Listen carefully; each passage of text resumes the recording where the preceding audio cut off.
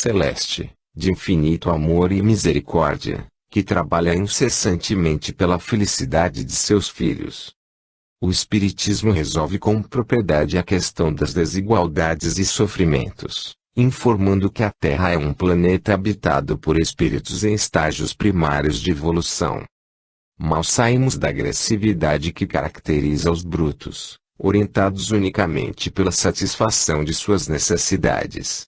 E ainda nos comportamos como crianças preocupadas com o próprio bem-estar, incapazes de assumir responsabilidades.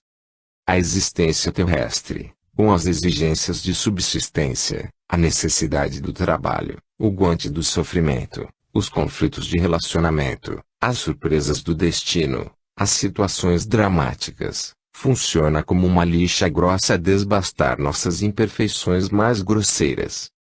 Em favor de nossa evolução operam leis naturais que um dia serão reconhecidas pela ciência oficial, destacando-se: reencarnação.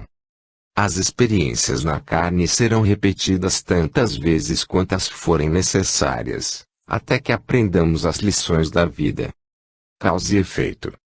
Colheremos, invariavelmente, o fruto de nossas ações, aprendendo a distinguir o certo do errado, o que nos é lícito ou não fazer. Sintonia psíquica. Somos inspirados e conduzidos por influências espirituais que podem nos precipitar no abismo ou elevar às alturas, mas sempre de conformidade com o rumo que imprimamos à nossa vontade. Tudo isso para vencer o egoísmo e nos prepararmos para a vivência do amor, a lei suprema de Deus, que equilibra o universo e sustenta a vida.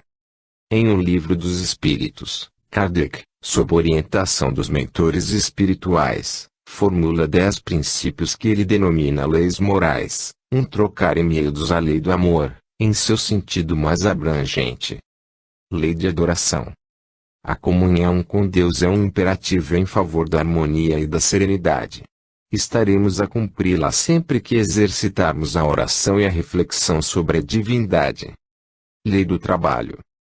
Fundamental que nos mantenhamos ativos, física e mentalmente, em favor da subsistência do corpo e do progresso da alma. Lei de conservação. Há uma interação entre todos os seres vivos. É preciso cultivar uma consciência ecológica, colaborando com a natureza ao invés de devastá-la. Sem esse empenho estaremos semeando males que fatalmente colheremos. Lei de reprodução.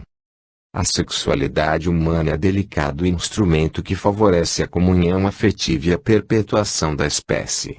Se convertida em mero instrumento de prazer nos induzirá a perigoso envolvimento com a promiscuidade e o vício. Lei de destruição. Morte é sinônimo de renovação. Todos os seres vivos estagiam, alternadamente, em 2 planos, na Terra e no além, submetidos aos choques biológicos da reencarnação e da desencarnação, que se situam por indispensáveis experiências em nosso atual estágio evolutivo. Lei de sociedade. O equilíbrio de uma comunidade depende de nosso empenho em participar dela, respeitando suas normas e desenvolvendo iniciativas que visem ao bem coletivo. Lei do progresso. Somos seres perfectíveis. Em favor de uma existência feliz e produtiva, é imperioso o aprimoramento moral e intelectual, buscando uma compreensão mais ampla dos mecanismos da vida e de nossa posição no universo. Lei de igualdade. Somos todos filhos de Deus. Inconcebível, portanto, qualquer preconceito que indiscrimina alguém, em face de sua condição física, social, cultural ou racial, poderá ver-se, em existência futura, na posição daquele que discriminou. Lei de liberdade. Deus nos concede o livre-arbítrio, a fim de valorizarmos nossas aquisições e desenvolvermos nossas potencialidades, mas seremos cobrados por nossas iniciativas, com rigor crescente, compatível com o desenvolvimento do senso moral, a capacidade de discernir entre o bem e o mal. Lei de justiça, de amor e de caridade. Resume princípios fundamentais ao cumprimento das demais leis morais: respeitar o próximo, justiça, querer o seu bem, amor, fazer o melhor em seu benefício, caridade. Sempre que nos desviarmos dessa orientação básica, experimentaremos sanções disciplinadoras, a se exprimirem em desajustes e sofrimentos. As leis morais são tão claras e objetivas, na apreciação de Allan Kardec, que poderemos identificar qual delas deixamos de observar, no presente ou no pretérito, simplesmente analisando nosso íntimo. Sentimos-nos inseguros. Lei de adoração. Desanimados. Lei do trabalho. Enfermos. Lei de conservação. Inquietos. Lei de reprodução. Amedrontados. Lei de destruição. Solitários. Lei de sociedade. Discriminados. Lei de igualdade. Limitados. Lei do progresso. Atormentados. Lei de liberdade. Desmotivados. Lei de justiça, de amor e de caridade. À exceção dos marginais, geralmente as pessoas procuram cumprir as leis do país em que vivem. Compreendem que isso é fundamental, em favor de sua própria tranquilidade, evitando complicações. Descuidam-se, entretanto, das leis morais. Deveríamos, em benefício próprio, ao colocar a cabeça no travesseiro para o repouso noturno, examinar nossas ações. Estamos vivendo como respeitáveis cidadãos do universo, observando a legislação maior e habilitando-nos a uma existência plena de paz e harmonia? Ou somos contumazes infratores, às voltas com penosas sanções impostas por nossa própria consciência? Um corpo para o além. O homem é um espírito encarnado em um corpo material.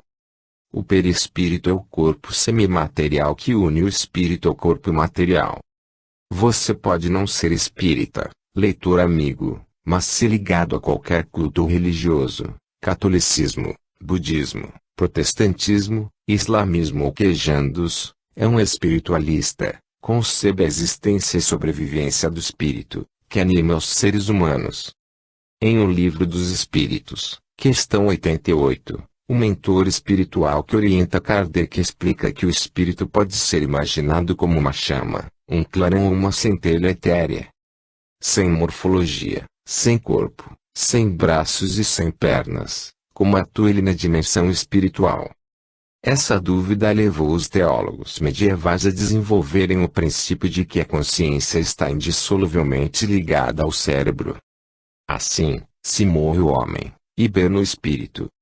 Dormirá até hipotético juízo final, quando os mortos retornarão à vida, ressurgindo, literalmente, das cinzas. Só então, ligado ao corpo ressurrecto, o ser pensante retomará consciência de si mesmo. Levando em consideração essa fabulosa ideia, que supera a imaginação do mais audacioso ficcionista, como explicar os episódios a seguir?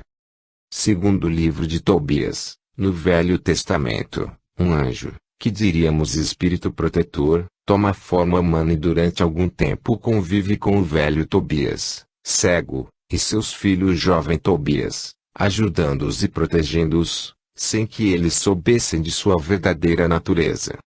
Consultando a pitonisa de Endor, o rei Saul vê, estarrecido, o profeta Samuel que vem da morada dos mortos para dizer-lhe que ele pereceria no dia seguinte, juntamente com seus filhos, na batalha contra os filisteus, vaticínio terrível, que se cumpriu.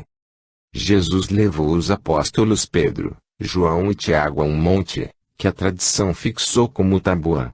E ali, segundo relatam os evangelistas, parecia resplandecer a luz do sol, conversando com Moisés e Elias, figuras marcantes do Velho Testamento.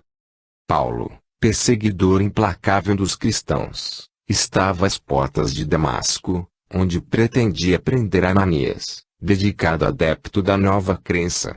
Eis que, para sua surpresa, Jesus aparece diante dele, numa das mais emocionantes passagens do Evangelho, modificando os rumos de sua vida.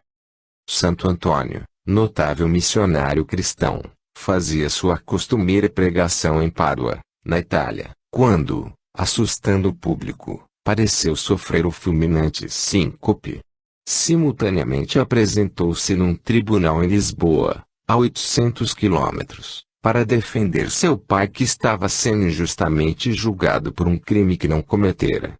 Após desfazer a intriga, o santo desapareceu de Lisboa e acordou em Pádua, para alívio dos fiéis. A professora ministrava a aula quando, sonolenta, sentou-se numa cadeira e ali permaneceu imóvel. Uma aluna, à janela, chamou as colegas. A mestra estava lá fora. Viam agora duas professoras, uma adormecida na cadeira, a outra, um clone perfeito, passeando no jardim. Pouco depois sumiu a de fora, despertou a de dentro. Noite alta, um médico ouviu baterem à porta de sua casa, perto de movimentada estrada. Jovem mulher, em desespero, pediu-lhe socorro para vítimas de um acidente de automóvel. Ele atendeu prontamente, correndo para o local, nas imediações. Ali deparou-se com uma criança a chorar, ao lado da motorista morta. Estupefato constatou que era a mulher que lhe pedira socorro. Uma senhora acordou vendo o filho ao seu lado. Parecia ferido e aflito, mas logo desapareceu. Preocupada, não conseguiu mais conciliar o sono. Pela manhã recebeu a notícia de que o rapaz morrera num acidente de automóvel, em plena madrugada, pouco antes de sua visão. Uma mulher deitou-se e apagou a luz. Observou que o cônjuge se levantou e saiu do quarto. Ficou apavorada, porquanto estava abraçada a ele na cama. Um médium vidente, em reunião mediúnica, informa a presença de um visitante espiritual. Trata-se de membro do grupo, recém-desencarnado. Não tem dificuldade em identificá-lo. É o próprio, apresentando-se sorridente e feliz. Visitantes de um castelo com fama de mau assombramento assustam-se ao ver um homem de lúgubre aparência, jeito ameaçador, identificado como o falecido proprietário do castelo. São episódios distintos, mas têm algo em comum. Em todos houve o contato de homens com espíritos. 3 eram encarnados. Atente ao detalhe, amigo leitor, invariavelmente, os espíritos tinham cabeça, tronco, membros e outros detalhes da morfologia humana. Isto significa, obviamente, que afora o chamado veículo carnal temos outro, que nos serve para atuar na dimensão espiritual. Não é novidade. Desde as culturas mais antigas, cogitou-se do assunto.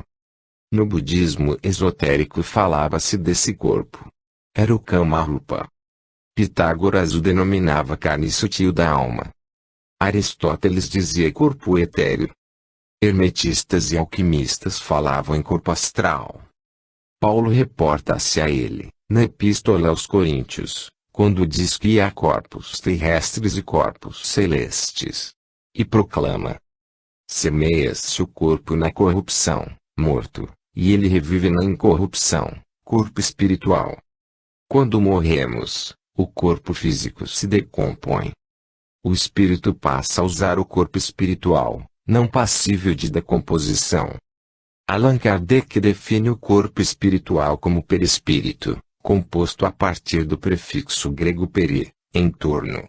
Seria, portanto, como que o revestimento do espírito.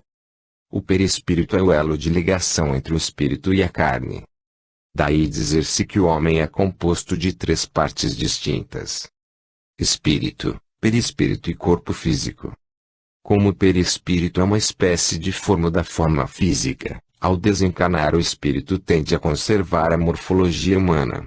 Em condições especiais pode tornar-se visível aos homens, como nos casos citados. Há múltiplas funções exercidas pelo corpo espiritual. Está sempre presente nos fenômenos mediúnicos. E a natureza de sua ligação com o corpo físico que vai determinar se o indivíduo terá maior ou menor sensibilidade, se terá determinada faculdade a desenvolver. Quando alguém está extremamente debilitado fisicamente, afrouxam-se-lhe os laços perispirituais, facultando-lhe visões do mundo espiritual. Esta razão pela qual os moribundos parecem ter alucinações, reportando-se a presença de familiares e amigos desencarnados. Realmente os veem. A saúde subordina-se estreitamente às condições do perispírito. Grande parte dos males físicos e psíquicos que nos afetam reflete seus desajustes. A fluidoterapia ou a aplicação do passe magnético, prática comum nos centros espíritas, é uma transfusão de energias que tonificam o corpo celeste, com excelentes resultados. Melhor ainda são os cuidados profiláticos, evitar o desajuste para não se perder tempo, nem desgastar-se com ele. O perispírito reflete a vida íntima. Consciência tranquila, deveres cumpridos, virtude cultivada, perispírito saudável. Consciência culpada, irresponsabilidade, envolvimento com o vício, pensamento desajustado, perispírito comprometido. Alguns casos ilustrativos. A mulher que pratica o aborto habilita-se à esterilidade, tumores e infecções renitentes. O alcoólatra terá problemas no sistema digestivo, particularmente no fígado.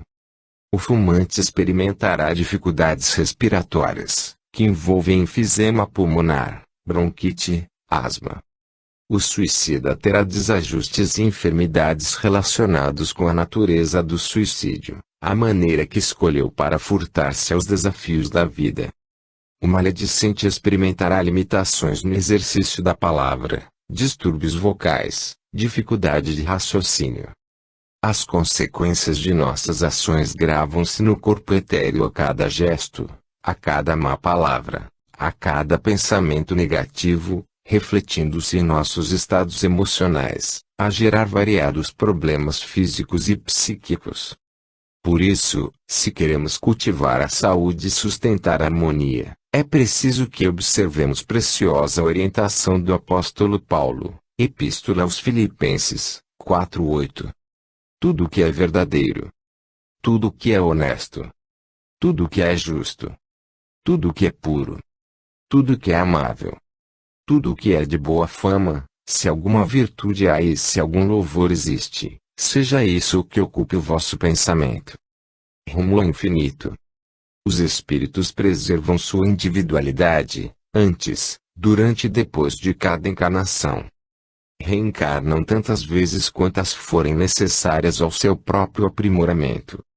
Imagina-se que falar sobre reencarnação no meio espírita seja ensinar o Padre Nosso ao vigário. Princípio básico, presente em todos os temas doutrinários, em todos os raciocínios que fazemos sobre a vida humana, seríamos, os adeptos do Espiritismo, doutores no assunto. Lê do engano. Confrades pouco afeitos ao estudo alimentam dúvidas e excentricidades sobre essa lei natural que preside a evolução do espírito. Fora do meio espírita as concepções beiram o absurdo. Há o lamentável equívoco da metempsicose. O espírito reencarnaria nos reinos inferiores, envolvendo a fauna e a flora. Seus adeptos têm grande respeito por animais e vegetais. Não se trata de engajada preocupação ecológica. Inspira-se na convicção de que possa estar lidando com ancestrais humanos. Daí advertências assim. Não mate a mosca que se aproxima. Pode ser sua avó. Se a reencarnação é uma lei natural, pergunta o religioso que a contesta um traço, por que não está na Bíblia? Quem disse que não? Em várias passagens bíblicas há claras referências. O profeta Malaquias diz, sob inspiração de Jeová. 4:5. Eis que eu vos enviarei o profeta Elias, antes que venha o Senhor. Oprimidos por Roma, os judeus aguardavam ansiosamente o Messias, que viria libertar o solo sagrado da Palestina e levar Israel ao domínio das nações. Diga-se de passagem que Jesus não foi aceito pelo judaísmo particularmente porque se esperava um guerreiro que empunhasse a espada, não um pacificador que exaltava o amor e a fraternidade entre indivíduos e nações. Como está claro na citação, Elias voltaria no advento do Messias. Isso indica, obviamente, que o povo admitia a ideia do retorno à carne. Se Elias deveria preparar os caminhos do Messias e se Jesus era o próprio, onde estava o profeta? Indagavam os apóstolos. Jesus lhes explicou, Mateus 17, 11 a 12. Certamente Elias virá primeiro, e restaurará todas as coisas. Mas digo-vos que Elias já veio, e não o conheceram, mas fizeram-lhe tudo o que quiseram. Comenta Mateus no versículo 13. Então entenderam os discípulos que lhes falara a respeito de João Batista. O Batista fora degolado, a mando de Herodes Antipas. Uma análise comparativa demonstra a clara identidade psicológica entre os dois profetas, ambos de hábitos austeros, veementes no combate à hipocrisia, rigorosos nos seus julgamentos. Eram o mesmo espírito. A célebre passagem relatada por João, capítulo 3. Nicodemos, um fariseu simpatizante da nova doutrina, admira-se quando Jesus lhe diz que para ganhar o reino de Deus é preciso nascer de novo.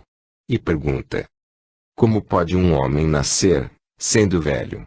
Poderá voltar ao ventre da sua mãe, e nascer?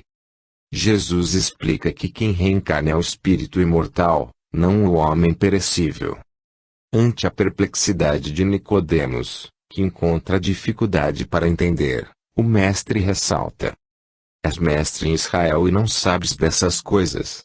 Na Cabala, um tratado filosófico religioso judeu, conhecido apenas pelos iniciados, está enunciado o princípio da reencarnação. Daí a observação de Jesus. Como doutor da lei, Nicodemos devia saber. Ainda, o célebre encontro de Jesus com o cego de nascença, quando os discípulos perguntaram, João, capítulo 9. Fiabe, quem picou, este ou seus pais, para que nascesse cego? Essa indicação evidencia que os cristãos admitiam uma vida anterior.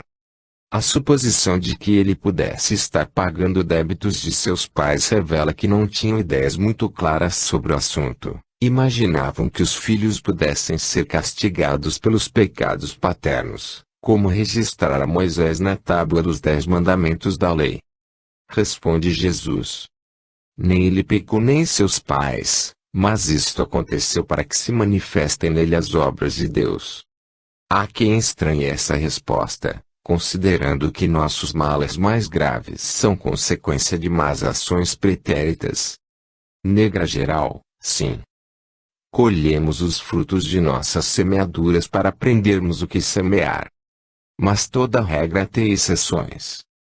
Há espíritos que escolhem determinadas situações, não por débito ou comprometimento com as leis divinas, mas porque desejam realizar um trabalho ou submeter-se a uma experiência que lhes pareça importante. Os grandes missionários não reencarnam para pagar dívidas. Não obstante, geralmente enfrentam atribulações, por escolha pessoal. Francisco Cândido Xavier é um exemplo. Lida com o sofrimento desde que nasceu, convivendo com dificuldades e dores. Por quê? Porque sabe que a dor e a dificuldade são instrumentos que o ajudam a manter fidelidade aos seus princípios e aos compromissos assumidos. Chico é o exemplo típico de alguém que se sacrifica, não por comprometimentos pretéritos, mas para favorecer a manifestação das obras de Deus. Ressalte-se que a dor incomoda, mas é precioso guante que nos estimula a seguir em frente nos caminhos da renovação. Algo como diz o poeta inglês, Robert Browning. Caminhei 10 quilômetros com o prazer. Ele tagarelou o tempo todo. Falou muito, sem nada a me ensinar. Caminhei 1 quilômetro com a dor. Ela não falou nada, não pronunciou uma palavra, mas quantas coisas aprendi quando a dor foi minha companheira. A reencarnação fez parte do movimento cristão até o século VI de nossa era. Grandes vultos do cristianismo nascente, como Clemente de Alexandria e Orígenes, a ensinavam. Várias teses buscam explicar por que foi eliminado o conceito reencarnacionista, após 600 anos de cristianismo. Há quem afirme que foi por influência de Teodora, esposa do imperador Justiniano, que achava um absurdo pudesse tomar a carne como humilde mulher do povo. O que aconteceu, na verdade, foi que a partir do momento em que o cristianismo atrelou-se ao carro do poder temporal, tornando-se religião oficial do Império Romano, a concepção reencarnacionista passou a incomodar. Fácil entender por quê. A religião institucionalizada pretendia ser a porta de acesso aos páramos celestes, conforme a máxima insistentemente proclamada: fora da igreja não há salvação. Já a reencarnação demonstra que semelhante realização está subordinada à iniciativa individual, o empenho pela reforma íntima e o exercício do bem, independentemente da crença que adotamos, de ritos ou rezas. Por isso a reencarnação foi banida, num dos mais lamentáveis equívocos cometidos pelos teólogos medievais. Considerado uma heresia, permanece no limbo teológico, não obstante expandir-se irresistivelmente entre adeptos de todas as religiões. Ocorre algo semelhante ao anseio de liberdade nos regimes totalitários. É sufocado e perseguido, mas cresce incessantemente na alma do povo, forçando mudanças que mais cedo ou mais tarde acontecem. Não demorará muito para se romper os diques dogmáticos erguidos para conter a palingenesia, renascimento sucessivo do mesmo indivíduo. A reencarnação já não se apresenta como simples ideia. É, sobretudo, um princípio científico desenvolvido por pesquisadores que acumulam evidências em seu favor. Destaque especial merece a TVP, Terapia das Vivências Passadas, a conceber que problemas emocionais e psíquicos podem ter sua origem nos traumas gerados por situações dramáticas em vidas anteriores. Milhares de psicólogos e psiquiatras de todos os quadrantes debruçam-se hoje sobre o assunto, admitindo a ideia da reencarnação porque estão lidando com ela a cada momento, no contato com o pretérito dos pacientes. É filosoficamente que a ideia da reencarnação se impõe. Fica difícil explicar as desigualdades terrestres, sociais, morais, físicas, intelectuais, econômicas, se não admitirmos que estamos todos em processo de evolução, em múltiplas existências, cada qual passando por experiências compatíveis com suas necessidades de aprendizado. Não fomos todos criados ao mesmo tempo. Não temos a mesma idade espiritual.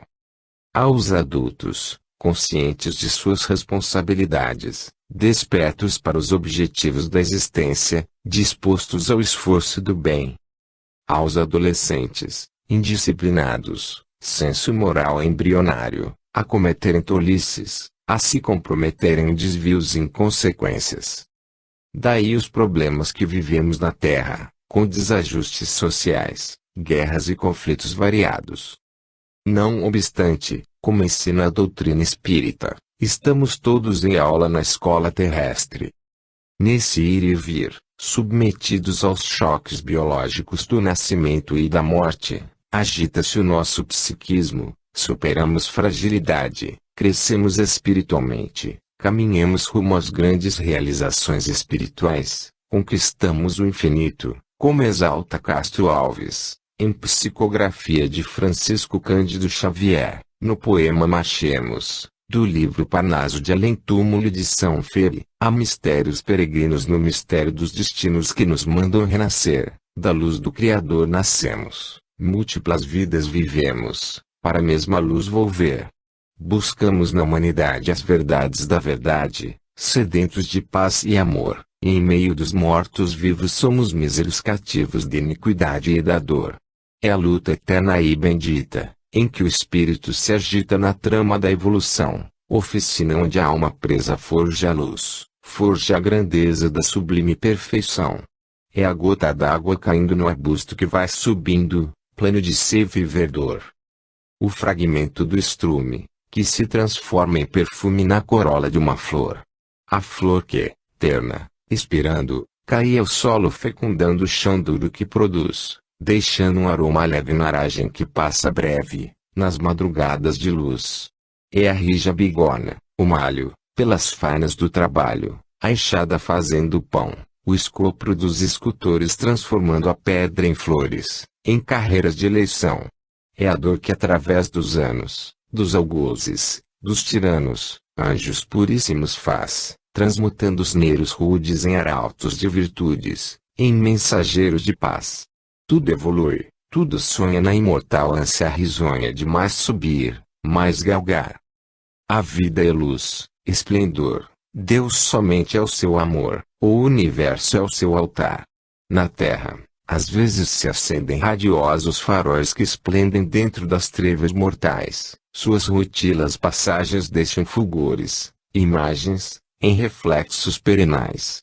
É o sofrimento do Cristo, portentoso, jamais visto, no sacrifício da cruz, sintetizando a piedade, e cujo amor a verdade nenhuma pena traduz. É Sócrates e a cicuta, é César trazendo a luta, tirânico e lutador, é Selene com sua arte, ou o sabre de Bonaparte, o grande conquistador. É Anchieta dominando, a ensinar catequizando o selvagem infeliz. É a lição da humildade, de extremosa caridade do pobrezinho de Assis. Ó! Bendito quem ensina, quem luta, quem ilumina, quem o bem e a luz semeia nas fainas do evoluir, terá aventura que anuncia nas sendas do progredir.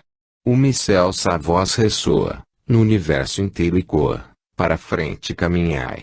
O amor é a luz que se alcança, tende fé, tende esperança, para o infinito marchai. Problemas de entendimento. Os espíritos preservam sua individualidade, antes, durante e depois de cada encarnação. Diferenças culturais e educacionais geram problemas de comunicação. O que nos parece óbvio e cristalino pode parecer duvidoso ou nebuloso para outra pessoa ou vice-versa. Constata-se isso nas rotinas do dia a dia, nos bancos escolares, na vida social e profissional, nas atividades religiosas. Acontece particularmente no lar. Se o marido diz que é preciso economizar, a cara metade entende que considera uma metade cara. Se a esposa pede colaboração no cuidado da casa, o marido imagina que ela não quer nada com a dureza. Outro exemplo está no pagamento de sinistros. Sinistro é acidente, no jargão das companhias de seguro. Para habilitarem-se ao ressarcimento dos prejuízos, os segurados fazem um histórico da ocorrência. Aqui surgem as complicações, porquanto algumas de suas alegações são decididamente extravagantes. Parecem textos humorísticos. Alguns exemplos. Eu estava com o veículo regularmente estacionado, quando um vagão de trem colidiu com meu carro. Eu bati contra um carro parado que vinha em direção contrária. A causa indireta do acidente foi um rapazinho, num carrinho pequeno, com uma boca enorme. Eu disse à polícia que não estava machucado, mas quando tirei o chapéu percebi que havia fraturado o crânio. O pedestre não tinha ideia de onde ir, então eu o atropelei. Eu vi um velho mole, de cara triste, quando ele caiu no teto do meu carro. Eu vinha dirigindo há 40 anos, quando dormi no volante e sofri o acidente. De volta para casa eu entrei com o meu carro na casa errada e bati numa árvore que não é minha. Eu estava a caminho do médico com um problema na traseira, quando minha junta universal caiu, causando o acidente. Um carro invisível veio, não sei de onde, bateu no meu carro e desapareceu. Na tentativa de matar uma mosca eu atropelei o cidadão. Eu saí do acostamento, olhei para a cara da minha sogra e caí pela montanha abaixo. Os segurados que apresentaram essas preciosidades eram motoristas habilitados, portanto, alfabetizados. No entanto, experimentaram incontornável dificuldade para avaliar, definir e explicar com clareza e objetividade os acidentes em que se envolveram. Se isso acontece em relação a fatos do dia a dia, que dizer de um princípio como a reencarnação, que envolve complexas experiências que se estendem ao longo dos milênios? Algumas preciosidades. Alguém explicava que os espíritos compõem famílias espirituais, que se reúnem em experiências reencarnatórias. Reclamou a senhora que vive às turras com o marido. O quê? Deverei suportar outra vez aquele traste? Não sabe que uma das finalidades principais do casamento é a harmonização das almas, impossível de ocorrer quando apenas suportarmos o cônjuge. E o mal informado usuário, preocupado com seu patrimônio, imagina. A ideia é ótima. Reencarnarei como filho de meu filho e herdarei minha própria fortuna. Mais provável que reencarne como neto da humilde faxineira, confinado na pobreza para vencer a usura. No outro dia me perguntaram: como pode a reencarnação existir desde o aparecimento do homem, se a doutrina espírita surgiu no século passado? As pessoas não entendem que o espiritismo não inventou a reencarnação. Apenas denuncia e explica, situando-a como lei divina que disciplina o progresso dos espíritos, oferecendo-lhes experiências da carne, compatíveis com suas necessidades. Há a clássica pergunta, que se constitui no surrado argumento usado por pessoas que negam a reencarnação. Se os espíritos reencarnam sempre, no interminável ir e vir, se são sempre os mesmos, como explicar o crescimento da população terrestre? Essa dúvida, aceitável no ignorante, é inconcebível nas pessoas que, pretendendo contestar os princípios espíritas, proclamam tê-los estudado. Qualquer iniciante sabe que a população de espíritos desencarnados é bem maior que a dos encarnados. A criação de espíritos é infinita. Há espíritos imigrantes que vêm de outros planetas para experiências na Terra. Esses fatores, somados, compatibilizam tranquilamente a reencarnação com o crescimento populacional. Uma pergunta curiosa. Não entendo como fui alguém que viveu outras vidas, em séculos passados. Não posso ser outra pessoa. Essa dúvida exprime a dificuldade em distinguir entre personalidade e individualidade. Um ator, ao longo de sua vida, representa muitos papéis: é o homem, e a mulher, é o velho, o moço, o bandido, o mocinho, o rico, o pobre, o aluno, o professor, o pai de família, o filho e o problema. É, sobretudo, ele mesmo. Vive múltiplas experiências, assume incontáveis personalidades, acumula conhecimentos, sem perder sua individualidade. O mesmo acontece com o espírito, no suceder das reencarnações. Mudam os papéis, obviamente relacionados com o estágio evolutivo alcançado. O honesto jamais será um larápio, nem viciado virtuoso, ou egoísta ou altruísta, mas será sempre ele mesmo, com suas tendências e aptidões, a incorporar valores, amadurecendo, crescendo espiritualmente, em vivências que o conduzirão aos estágios mais altos de espiritualidade. A partir desse entendimento, surge a indefectível dúvida. Se somos sempre o mesmo indivíduo, vivenciando sucessivas personalidades, por que esquecemos? Não seria mais produtivo conservar a lembrança das vidas anteriores, principalmente quando sofremos as consequências de nossas faltas? Não seria mais fácil admitir que estamos pagando dívidas, guardando a lembrança delas? São argumentos interessantes. Parecem evidenciar que o esquecimento do passado não é razoável, nem proveitoso. Na verdade, ocorre o contrário. Em favor de nossa própria estabilidade, é indispensável que a reencarnação esteja contida em compartimento estanque, que vivamos cada uma isoladamente, sem consciência das anteriores, apenas acumulando experiências. Uma atriz, reportando-se ao início de sua carreira, confessou que assimilava tão intensamente as personagens representadas no teatro, que estas acabavam exercendo forte influência sobre seus sentimentos, sua maneira de ser. Por longos anos submeteu-se a uma terapia especializada, aprendendo a separar a ficção da realidade. Lembro-me de antigo filme que abordava esse problema. Dedicado ator teatral empenhava-se tanto em vestir a personagem que, literalmente, a incorporava, o que lhe causava sérios embaraços. Certa feita interpretou um psicopata que estuprava e matava mulheres. Então aconteceu o pior: nas cidades onde a peça era encenada, crimes dessa natureza hedionda foram cometidos. Era o ator a encarnar o cruel assassino. Se a coexistência com simples personagem de ficção causa tamanho embaraço, imaginemos a confusão que haveria em nossa cabeça se conservássemos a consciência das múltiplas personalidades que incorporamos ao longo dos milênios. Muitos doentes internados em hospitais psiquiátricos, tomados por doidos que julgam ser outra pessoa, apenas revivem personalidades anteriores, experimentando um embaralhamento de suas percepções, sentimentos e ideias. Observe, leitor amigo, outro aspecto importante: o espírito não tem sexo como morfologia, conforme ocorre com o homem e a mulher, identificados por seus órgãos reprodutores. Apenas como psicologia, com características masculinas ou femininas predominantes. Pode reencarnar como homem ou mulher, de conformidade com seus programas e necessidades.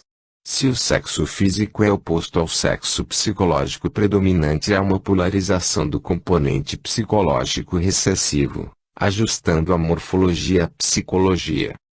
O problema do homossexualismo ocorre geralmente porque, em face de um problema kármico, o espírito, ao trocar de sexo na reencarnação, não consegue esse acomodamento psicológico.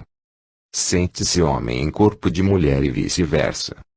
Se esse problema existe em função apenas de uma reencarnação mal resolvida, muito mais grave seria se houvesse reminiscência plena do passado que envolvesse múltiplas vidas e alternâncias de sexo. Imaginemos quantos problemas enfrentaríamos, particularmente na convivência familiar, se recordássemos o passado. O pai admoesta severamente o filho de 10 anos, que no pretérito foi seu genitor.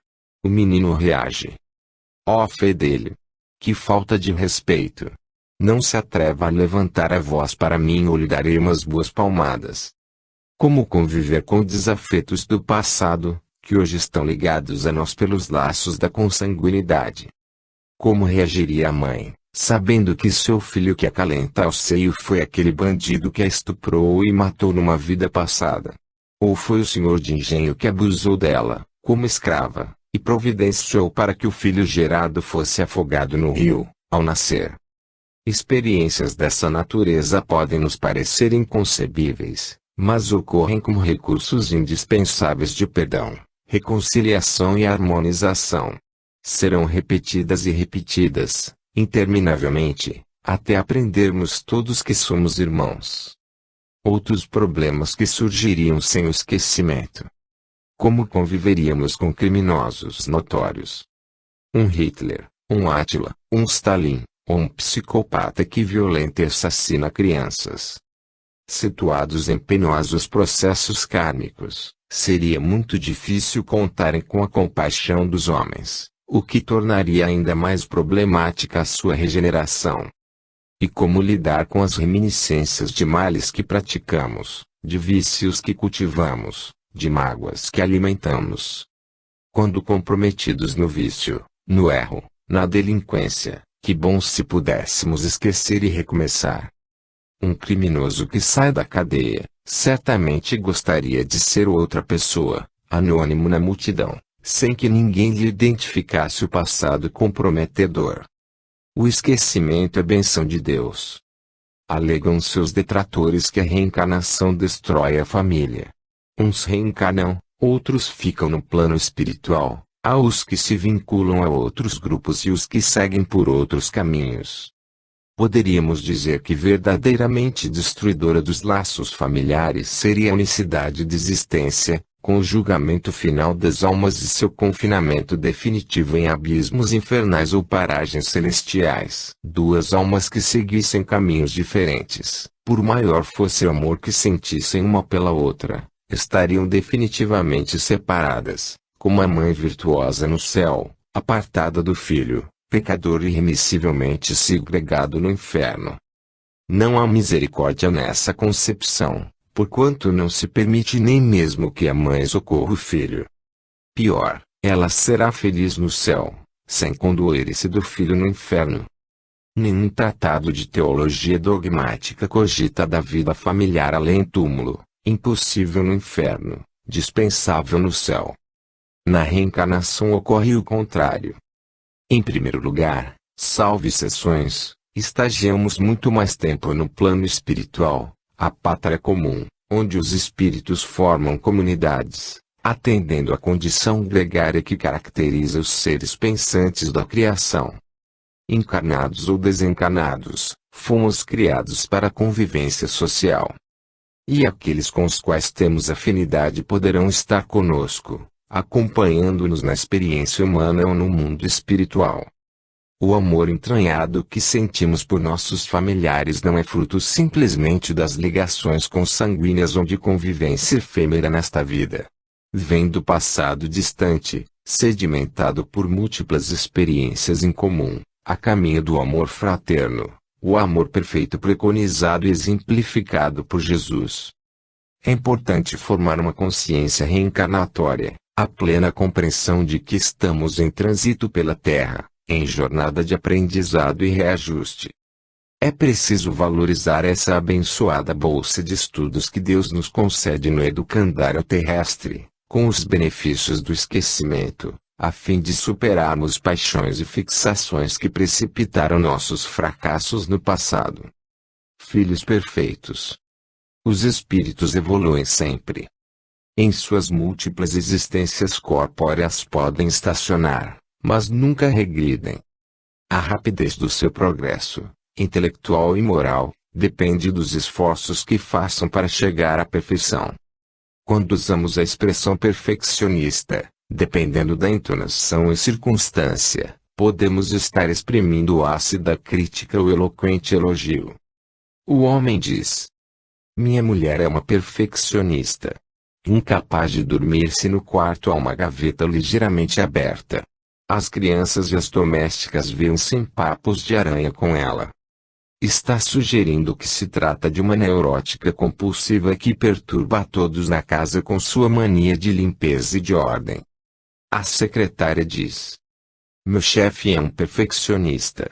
Nunca está satisfeito com meu trabalho. Obriga-me a alterar 1000 vezes o texto de uma correspondência, até deixar-me estressada. Está anunciando que se subordina a um maníaco obcecado que quer levá-la à loucura. Mas podemos também exprimir admiração por alguém, reconhecendo que procura dar o melhor de si. Aquele músico é um perfeccionista.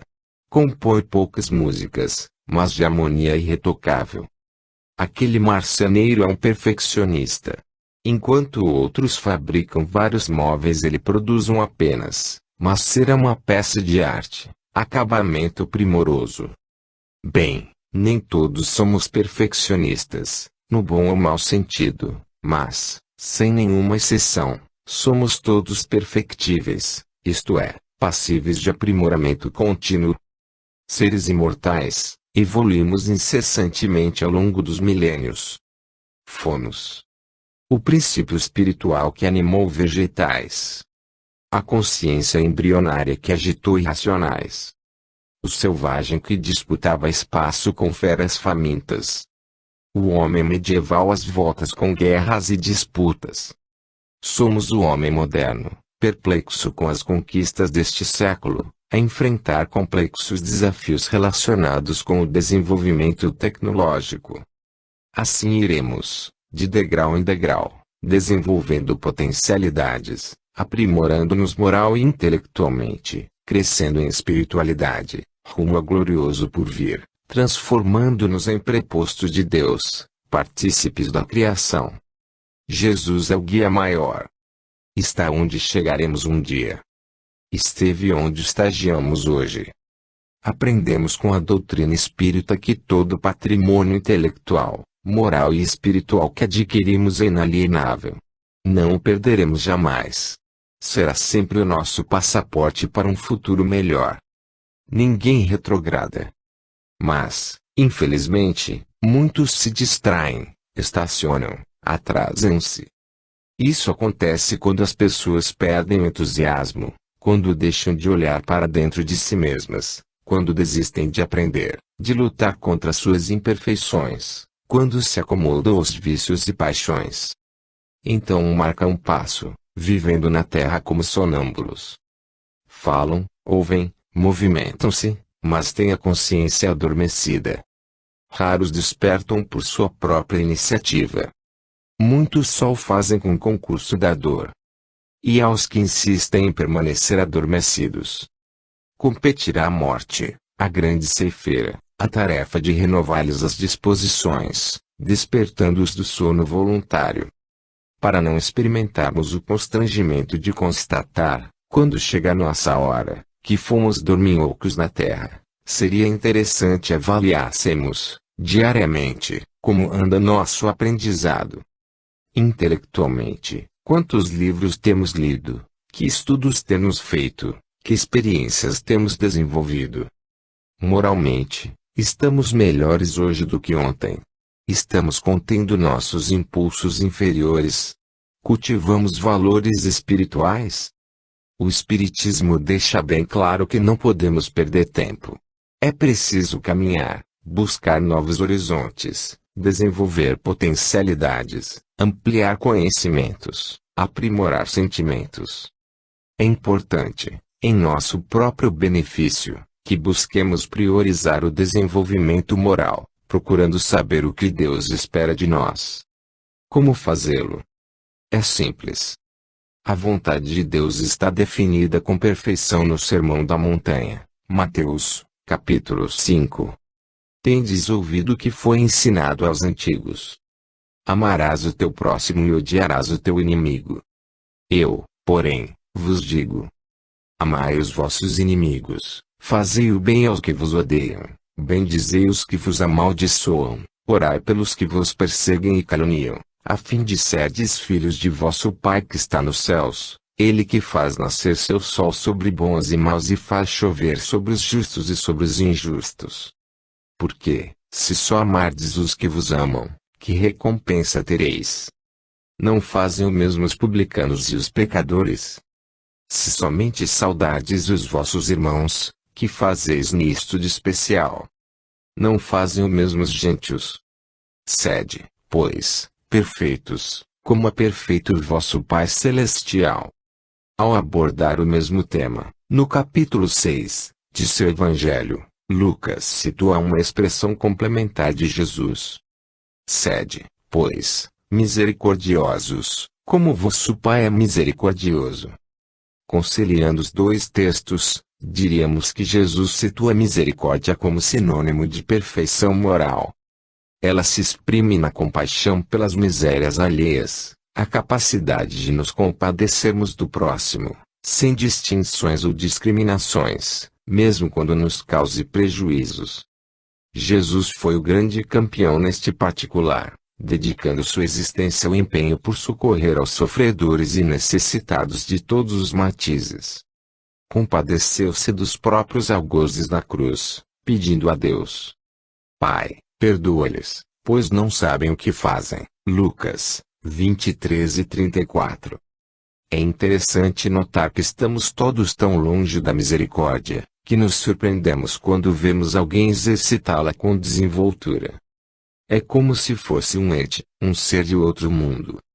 Ficamos pasmos diante de uma Madre Teresa de Calcutá, pequenina, frágil, saúde precária. Não obstante, exerceu poderosa e benéfica influência sobre centenas de seguidores e admiradores. Como conseguia? Simplesmente sendo misericordiosa. Madre Teresa fez de sua vida um exercício de misericórdia. Viveu para servir, devotando entranhado amor aos pobres, doentes e sofredores de todos os matizes. O mundo assistiu emocionado, há algum tempo, às cerimônias que envolveram o sepultamento da princesa Diana, que o cantor Elton John chamou, inspiradamente, Rosa da Inglaterra, vela que se apagou breve, mas gerou a luz de uma lenda imortal. Por que toda essa mística em torno dela? Por que tanta gente chorando? Afinal, foi uma jovem comum, que teve seus sonhos, seus anseios, suas decepções e dores, suas fraquezas e limitações. A resposta está em centenas de representantes de instituições filantrópicas, que foram convidados a acompanhar o cortejo fúnebre. Atendem a órfãos, a enfermos, a velhos, aidéticos, a mutilados de guerra, que ela visitou, apoiou e beneficiou. As imagens mais duradouras, que falam mais de perto a todos nós, não são as dos paparazzi, envolvendo sua privacidade, mas aquelas em que ela aparece abraçando aidéticos, beijando crianças, acariciando anciãos, com espontaneidade e carinho. Essas imagens nos dizem que ela foi alguém especial, que exercitou a misericórdia, caminho perfeito de nossa realização como filhos de Deus. Por isso será inesquecível, tal como Madre Teresa de Calcutá. Ouvi, certa feita, um pregador afirmar que somos todos criaturas de Deus. Somente os que aceitam Jesus, segundo os princípios de sua crença, são filhos de Deus. Pobre pregador. Decorou o Evangelho, mas não entendeu Jesus. Todos somos filhos do Altíssimo, herdeiros da criação. Para entrarmos na posse de nossa herança e assumirmos nossa posição, falta-nos um único dom, que cultivemos a misericórdia. Então seremos filhos perfeitos de Deus. Em que degrau estamos? Os espíritos pertencem a diferentes ordens, conforme o grau de perfeição a que tenham alcançado. Espíritos puros, que atingiram a perfeição máxima, bons espíritos, nos quais o desejo do bem é o que predomina, espíritos imperfeitos, caracterizados pela ignorância, pelo desejo do mal e pelas paixões inferiores. No livro Gênesis, na Bíblia, capítulo 28, há uma passagem famosa que envolve a figura de Jacó, um dos patriarcas do povo judeu. Certa feita, em viagem, chegando num local desconhecido, à noite, deitou-se para descansar. Adormecendo, sonhou que a partir dali se erguia uma escada que se alongava ao céu. Anjos subiam e desciam pelos degraus sem fim. Ao lado estava Jeová, o Deus bíblico, que lhe concedeu, e a sua descendência, a terra onde repousava. E renovou a promessa de que o povo judeu haveria de se estender por toda a terra, como o pó do chão. A concessão não deu muito certo. Os judeus, na maior parte de sua história, permaneceram sob domínio estrangeiro. Pior, a partir do ano 70 da era cristã, sob o comando do general Tito, as forças romanas arrasaram Jerusalém. Os descendentes de Jacó foram dispersados pelo mundo. Não eram triunfantes conquistadores, como vaticinara Jeová. Apenas egressos de uma nação que perdera seu território. Bastante sugestiva, nesta passagem, é a escada de Jacó estender-se ao infinito. Simboliza a jornada do espírito rumo à perfeição. À medida que desenvolvemos nossas potencialidades criadoras e aprimoramos nossos sentimentos, galgamos degraus, aproximando-nos cada vez mais do céu, a exprimir-se na plena realização como filhos de Deus, na geografia da consciência. Os anjos que sobem e descem a escada simbolizam os espíritos superiores, que amparam e ajudam seus irmãos em evolução, já que a solidariedade é a sua característica mais expressiva. Por isso costuma-se dizer que a felicidade do céu é socorrer a infelicidade da terra. Em O Livro dos Espíritos, na questão 97, Kardec pergunta ao mentor espiritual se há uma quantidade determinada de ordens ou graus de perfeição dos espíritos. O mentor responde que esse número é ilimitado. E a mesma ideia da escada é que se estende ao infinito. Impossível contar os degraus, por onde subimos rumo à perfeição. Mas, em linhas gerais, observando as características individuais, diz o mentor que podem ser definidas 3 ordens. Na primeira ordem, os espíritos puros, que atingiram a perfeição máxima. Observe, leitor, que o mentor não fala em perfeição absoluta. Se atingíssemos, estaríamos nos igualado a Deus. Certa feita, adolescente ainda, ouvi 2 confrades discutindo a respeito do assunto. Chegaram à conclusão de que o progresso é infinito e que o próprio Criador também evolui. Somente assim seria sempre superior às suas criaturas. Aquilo me parecia muito estranho e hoje entendo que os 2 companheiros estavam equivocados. Deus está no absoluto, o Criador incriado. Nós estaremos sempre no relativo, suas criaturas. Como tais, há um limite para nosso desenvolvimento, que o mentor chama